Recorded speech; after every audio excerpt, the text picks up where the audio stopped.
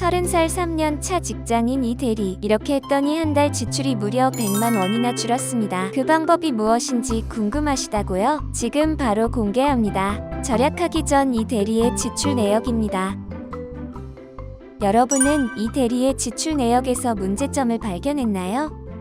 그림으로 배우는 세상 쉬운 돈 공부 지금 시작합니다. 먼저 이 대리의 고정 지출의 문제점을 하나씩 살펴보겠습니다. 첫 번째는 주거비입니다. 이 대리는 원룸 월세, 관리비, 주차비, 대출이자로 한 달에 82만 5천 원을 지출하고 있습니다. 이건 어쩔 수 없는 지출이라고요. 과연 어쩔 수 없는 지출일까요? 포기하지 말고 주거비가 높다고 생각한다면 줄일 수 있는 방법을 찾아봐야 합니다. 주거비로 나가는 지출은 월 수입의 25%를 넘지 않는 것이 좋습니다. 이 대리의 경우 다음과 같이 주거비가 월 수입의 33%나 됩니다.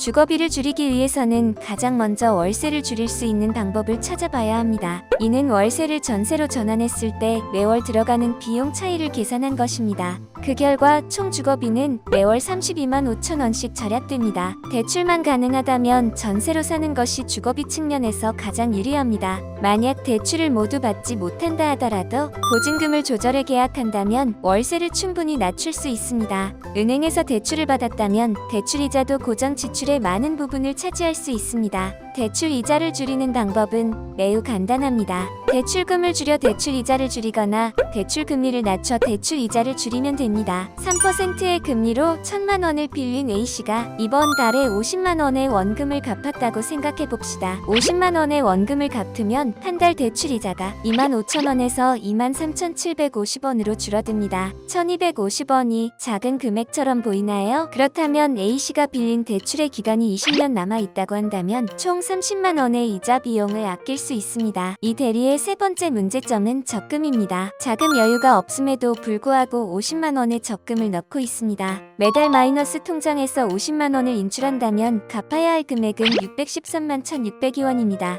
적금 만기 수령액을 찾아 바로 대출을 갚는다 해도 7만 6,612원의 손해가 납니다. 이처럼 돈이 없음에도 불구하고 무리하게 적금을 넣는 것은 오히려 독이 됩니다. 돈을 모으는 것은 여유자금을 확보한 이후 그 한도 내에서 하는 것이 바람직합니다. 이 대리의 네 번째 문제점은 보험료입니다. 본인의 상황에 맞게 보험을 잘 가입했는지, 보험료는 적정한지 꼼꼼히 따져보아야 합니다. 종신보험과 정기보험으로 간단한 예를 들어보겠습니다. 종신보험은 본인이 사망했을 때 가족에게 사망보험금을 지급하는 보험입니다. 정기보험은 사망보험 중에서 보험기간이 일정 기간으로 한정되어 있는 생명보험입니다. 종신보험의 문제는 한 달에 납부하는 보험료가 정기보험보다 무척 비쌉니다. 보험료 차이가 무려 7배가 넘습니다. 평생에 걸쳐 보장이 필요한 경우가 아니라면 4천만 원이나 더 많은 보험료를 내면서 굳이 종신보험에 가입할 이유가 없습니다. 지금까지가 고정 지출을 줄이는 방법을 살펴보았으니 변동 지출도 알아보겠습니다. 변동 지출 관리를 위해 가장 먼저 해야 할 일은 생활비 통장을 따로 만드는 것입니다. 생활비 통장을 만들었다면 다음으로 할 일은 신용카드 대신 생활비 통장과 연동된 체크카드를 사용하는 것입니다. 지출을 통제하는 데 있어 최대의 적은 바로 신용카드입니다.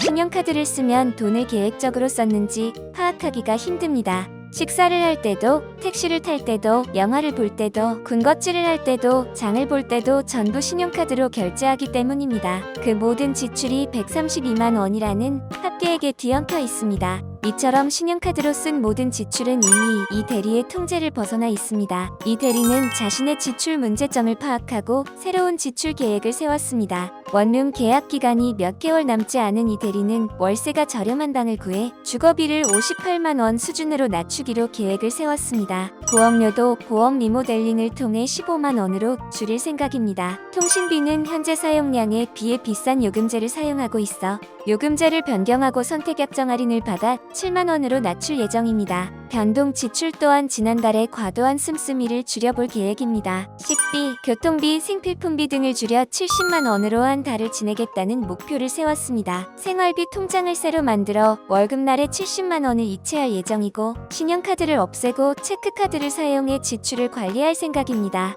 이에 따라 이대리는 고정 지출 80만 원, 변동 지출 70만 원, 총 150만 원으로 새로운 지출 계획을 세웠습니다. 이제 지출 계획도 세웠고 여유 자금을 모을 수 있으니 안정적으로 재테크를 시작해 볼 수 있겠죠?